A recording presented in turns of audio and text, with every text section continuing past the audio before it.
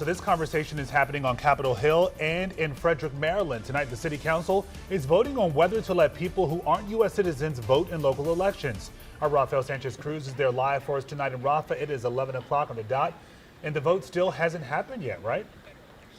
Yeah, that's right, Lorenzo. That conversation is still going on right now as we speak. We're hearing public comment, and just in the last 10 minutes, we heard from a Frederick resident who said that he believes allowing non-citizens to vote is an insult to those who have followed the procedures and waited their turn.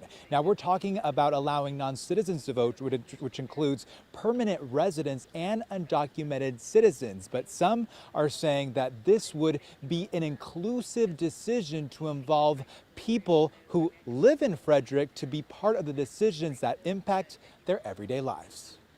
As an undocumented immigrant, Amilcar de Leon says he feels like he's existing without a voice on the issues that impact his everyday life. Aquí no hay ningún inmigrante que viva gratis. Here, there aren't any immigrants that live for free. If I'm an immigrant, I pay for rent, I pay taxes, I pay car insurance. That's why it's important. That's why we want a voice. He says that voice would come with voting in Frederick's local elections. John Funderbook was part of the city's commission that studied non-citizen voting in local elections. If undocumented citizens are part of the community, then they should have a voice in how their local tax dollars are spent. So that was the genesis of that, was to provide an equitable environment for all of our residents. Frederick has an estimated 6,400 non-citizens who would be eligible to vote in local elections starting next year. But the issue has come forward as Republicans voice concerns that non-citizens voting could skew the upcoming presidential elections. Federal and state and local are two very different issues.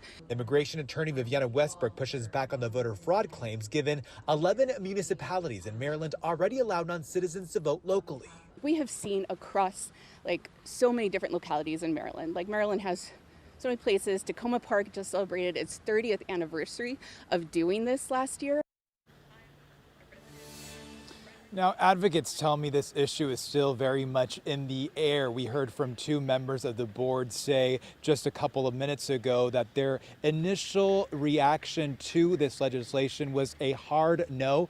But tonight they say they're listening to what their residents are saying. Now, if approved, Frederick would become the largest municipality in Maryland to allow non-citizens to vote. We, of course, will stay on top of it and will bring you the decision tonight. Live in Frederick, Rafael Sanchez-Cruz, WUSA 9. As you said, public comment is still underway. We'll be standing by for that vote. Rafa, thank you.